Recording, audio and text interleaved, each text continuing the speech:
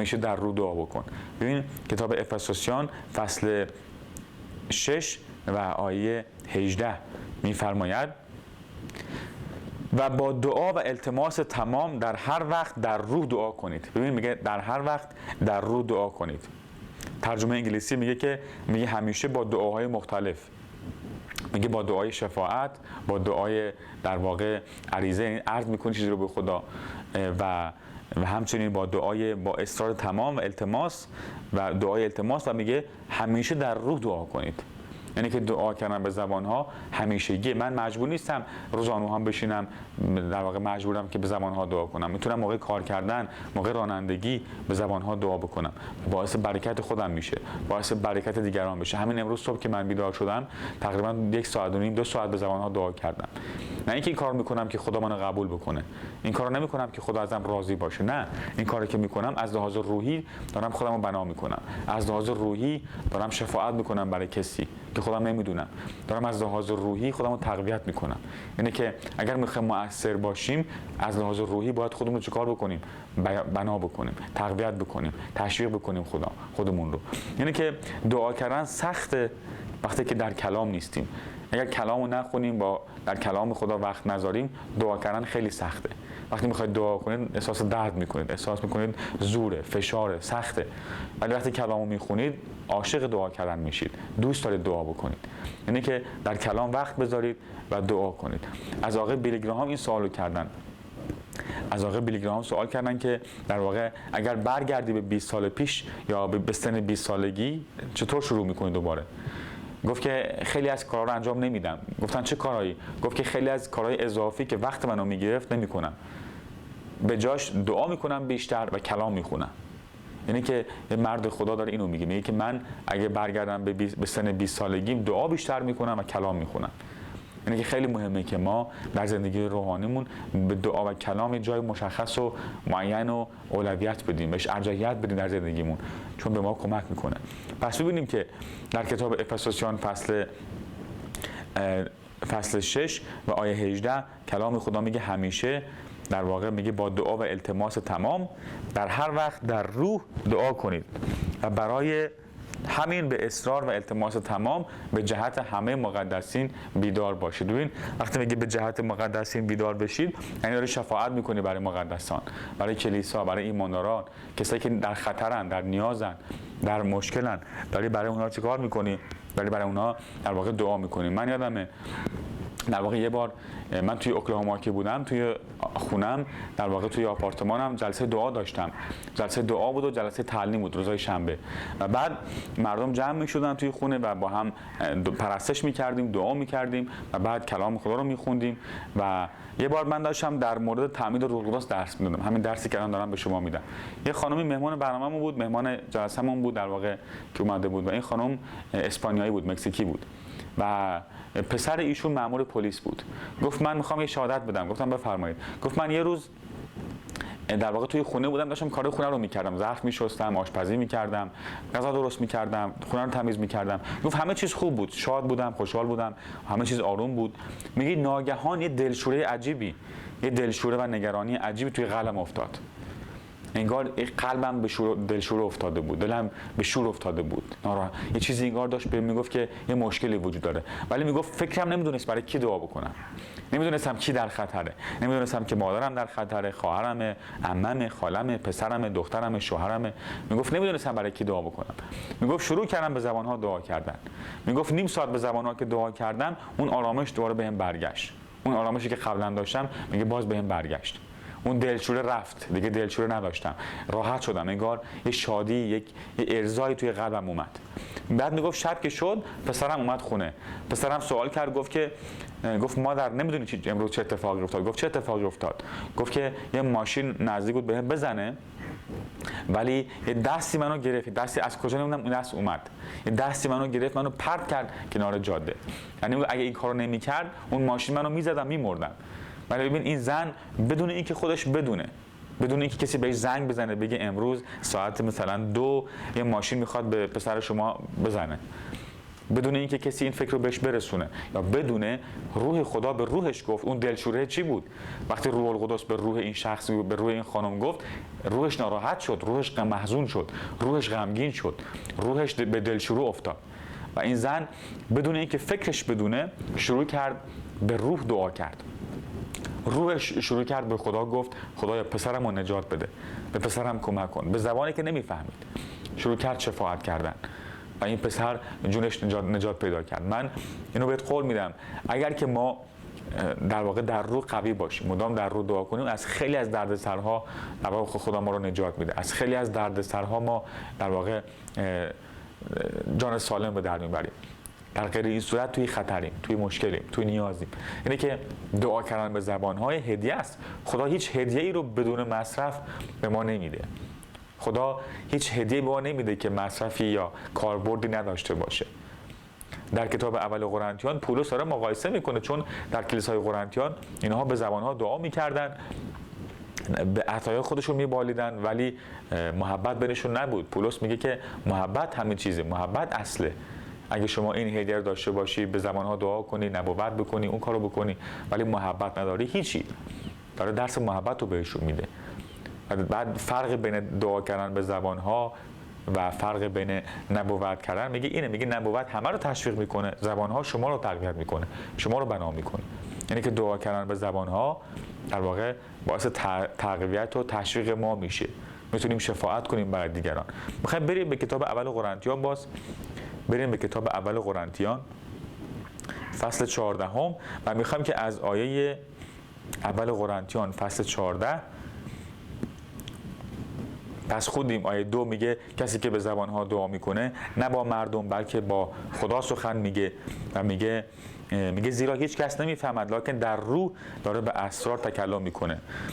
و آیه 4 میگه هر که به زبانها دعا میکنه خود را بنا میکنه، اما آن که نبوت میکنه کلیسا رو بنا میکنه.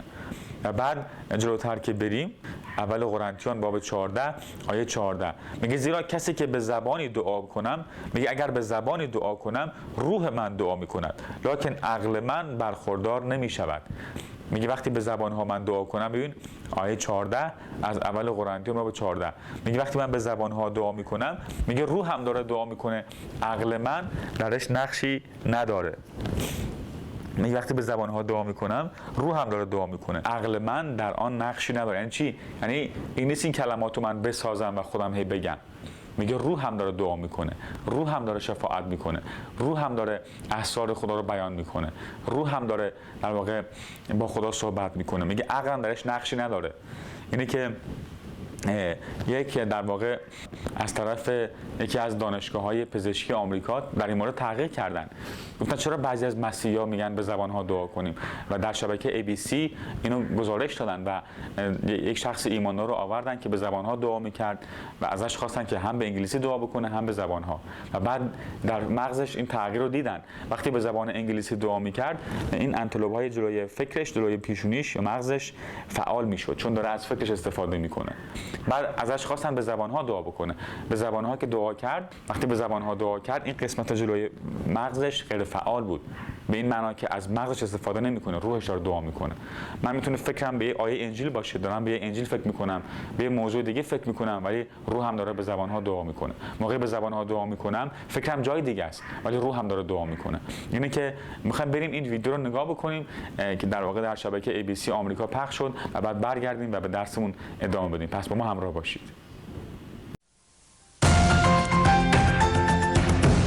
Thanks for watching our internet edition of Nightline. I'm Martin Bashir. Today we examine the Christian practice of speaking in tongues. Those outside the church often say it's nothing more than gibberish, but some Christians claim that it's the purest form of prayer, beyond the constraints of normal language. Nightline's Vicky Maybury reports on the science of speaking in tongues.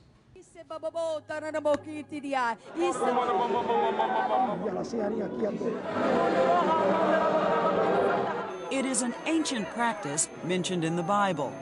St. Paul called it speaking in the tongues of angels. Jesus' apostles were first said to do it at Pentecost.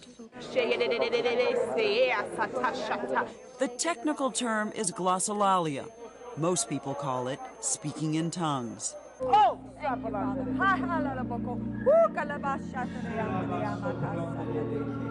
There's a vast number of people out there that because they did not personally experience it or have been taught against it all their lives, there's no way they have an ability to embrace it.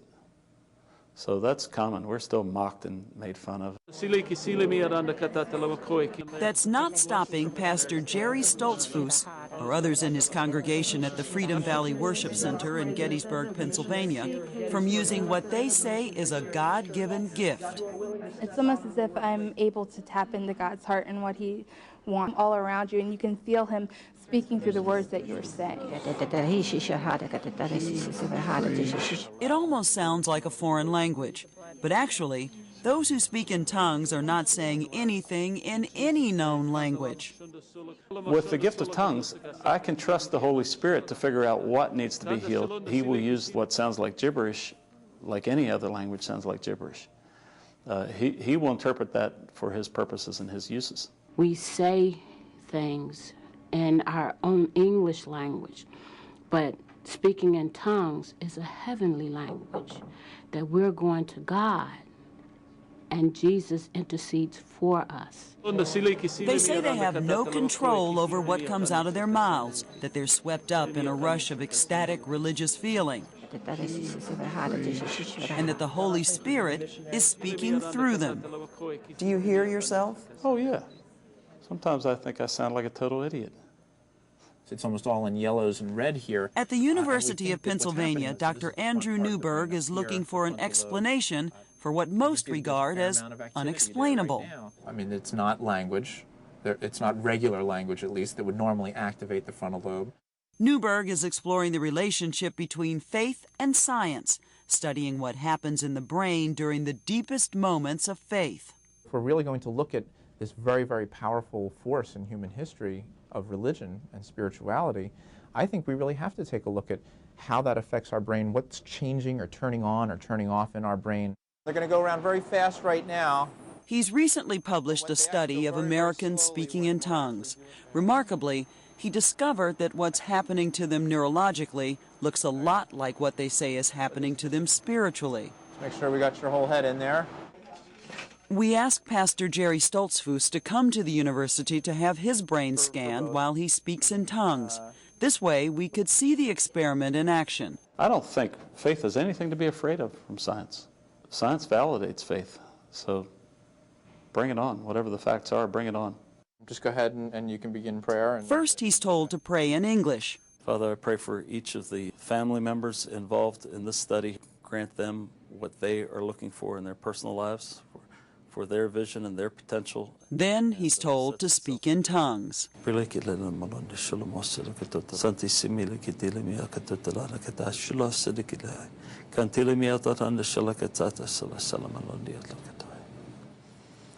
This is the first scan when he was in prayer, speaking in English. This is the second scan when he is praying in tongues. Pastor Stoltzfus' scan showed that his frontal lobe, the part of the brain that controls language, was active when he prayed in English, but for the most part, it fell quiet when he prayed in tongues. When they're actually engaged in this whole very intense spiritual practice, religious practice for them, their frontal lobes tend to go down in activity, but I think it's very consistent with the kind of experience that they have, because they say that they're not in charge. It's the voice of God, it's the Spirit of God that's moving through them.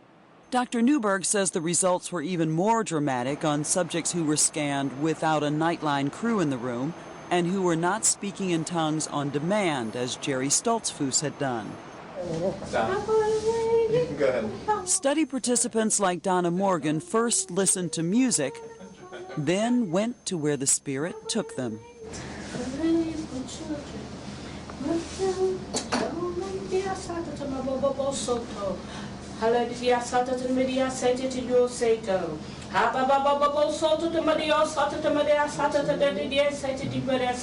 When I heard about the study, I already knew within my spirit that it was going to be proven that there's a part of our brain that we have no control.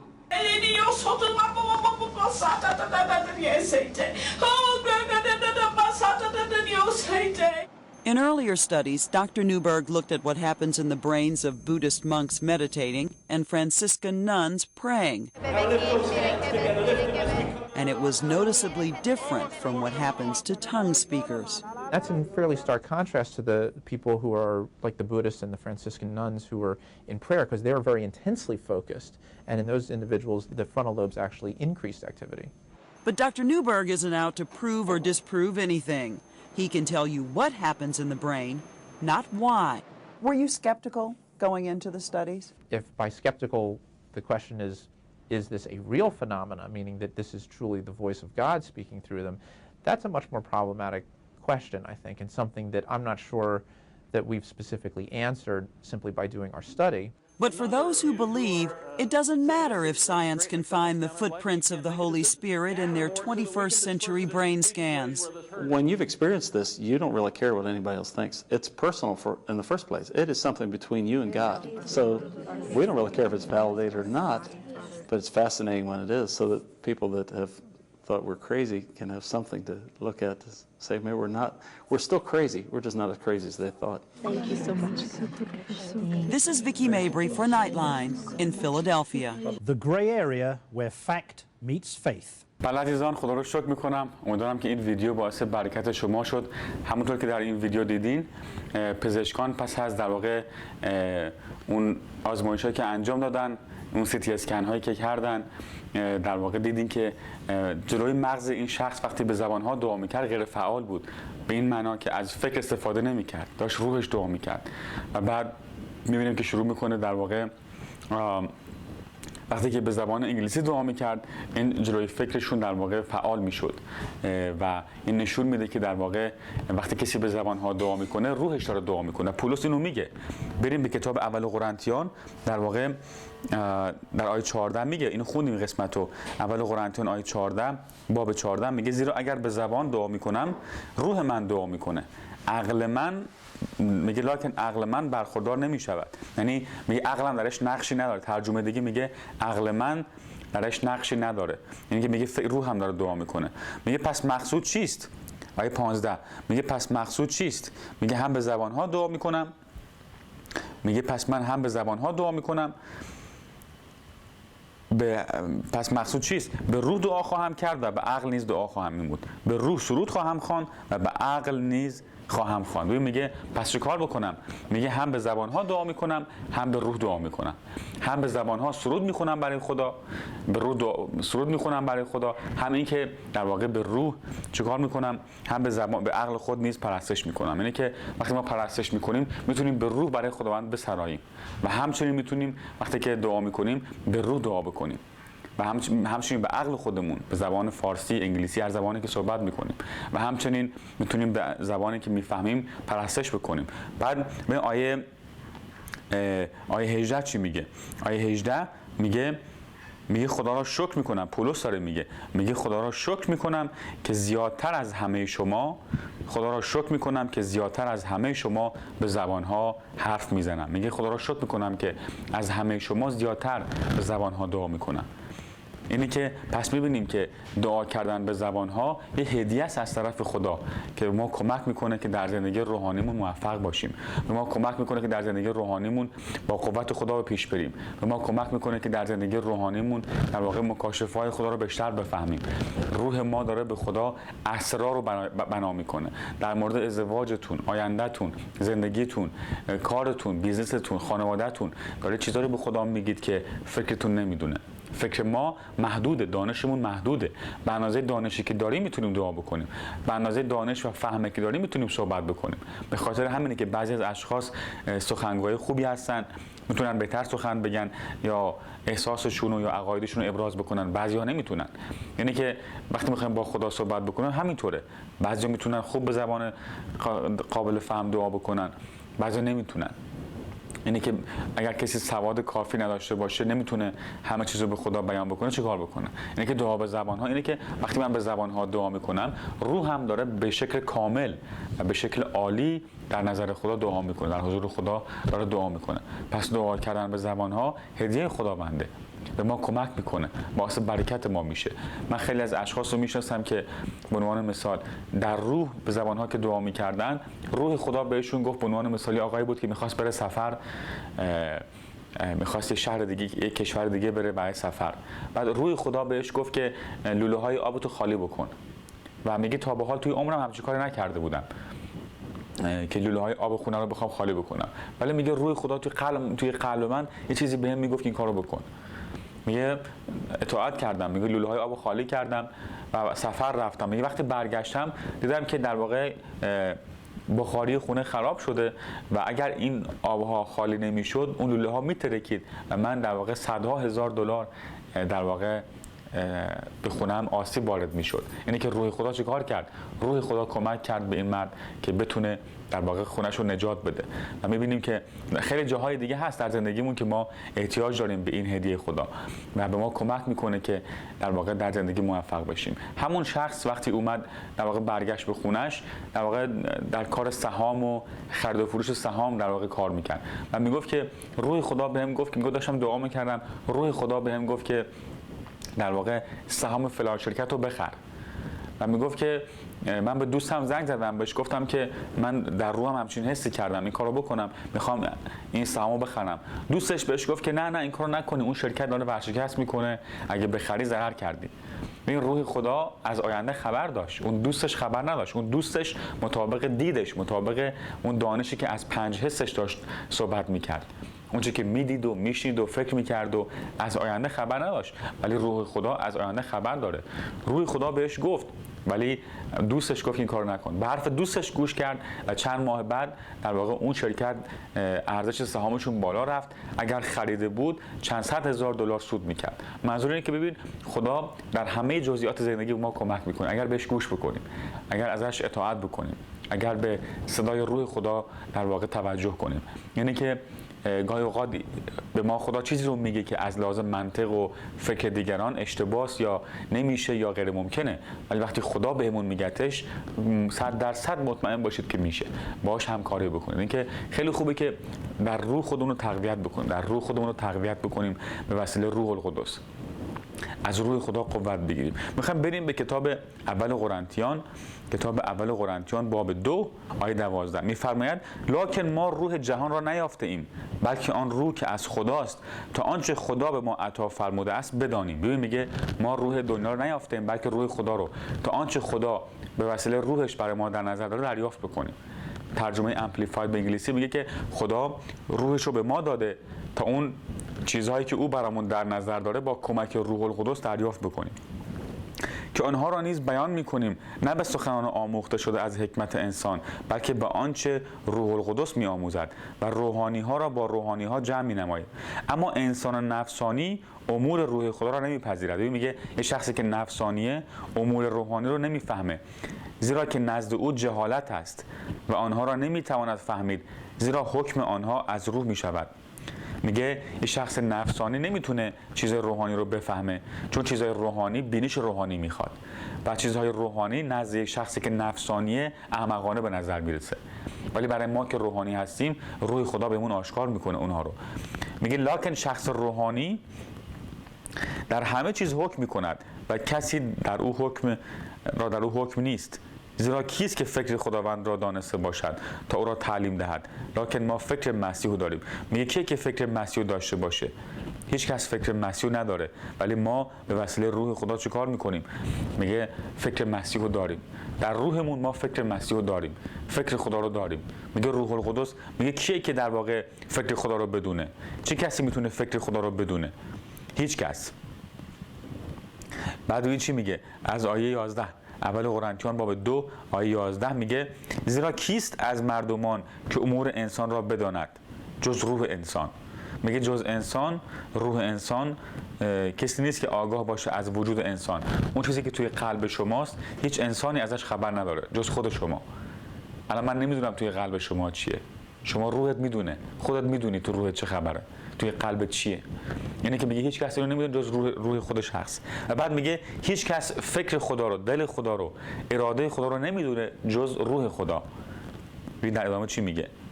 میگه همچنین نیز امور خدا را هیچ کس ندانسته است جز روح خدا. میگه امور خدا رو هیچ کس جز روح خدا نمیدونه. امور الهی رو هیچ کس جز روح خدا نمیدونه. میگه اما ما روح جهان نیافتیم بلکه روح خدا رو تا آنچه را که به ما عطا فرموده است بدانیم. یعنی که خدا روحش رو به ما داده تا مسائل روحانی رو بفهمیم و از اونها استفاده بکنیم. یعنی که عطیه تعمید روح القدس و در واقع دعا به زبانها باعث برکت ماست، برای همه ماست. در اعمال باب 2 آیه 38 و 39 خوندیم که این هدیه برای همه اونهایی است که به خداوند ایمان میارن. و در اعمال رسولان بارها دیدیم که وقتی ایمانداران رو باشون مواجه میشدن و ایماندار میشدن از روح پر میشدن، به زبانها دعا میکردن و شروع میکردن در واقع نزد خداوند دعا کردن و به نبوت کردن. یعنی که دعا به زبانها من هر روز سعی میکنم حداقل 1 ساعت 2 ساعت به زبانها دعا بکنم یا بیشتر. یعنی که موقع رانندگی، موقع کارهای روزانه که انجام میدم شروع میکنم به زبانها دعا کردن. به زبان فارسی و انگلیسی هم دعا میکنم، به زبان قابل فهم دعا میکنم، ولی به زبانها بیشتر دعا میکنم. یعنی که در روح خودم رو تقویت میکنم، در روح خودم رو تشویق میکنم. وقتی این کارو میکنم مکاشفه دریافت میکنم. روحم بازتر میشه نسبت به چیزهای روحانی، روحم فعالتر میشه، روحم در واقع قوی‌تر میشه، نسبت به چیزهای روحانی حساس‌تر میشم. یعنی که تا میتونید به زبانها دعا کنید.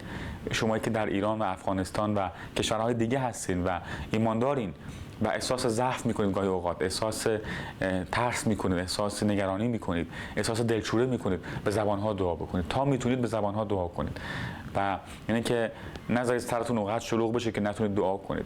نذارید سرتون شلوغ بشه که نتونید در واقع با خدا رابطه داشته باشید. تا میتونید به زبانها دعا بکنید. خدا رو شکر میکنم وقتمون تموم شده. امیدوارم که این برنامه باعث برکت شما شده باشه و تا هفته دیگه و برنامه دیگه شما رو به خدای بزرگ عیسی مسیح میسپارم. تا برنامه دیگه و دیدار دیگه فیض خداوند عیسی مسیح با شما باشه. همتون رو دوست دارم و دعا میکنم که همیشه در زندگی روحانیتون و در زندگی طبیعیتون موفق و پیروز باشید. فیض خداوند عیسی مسیح با شما باشه. تا بعد، خدا نگهدار. آمین.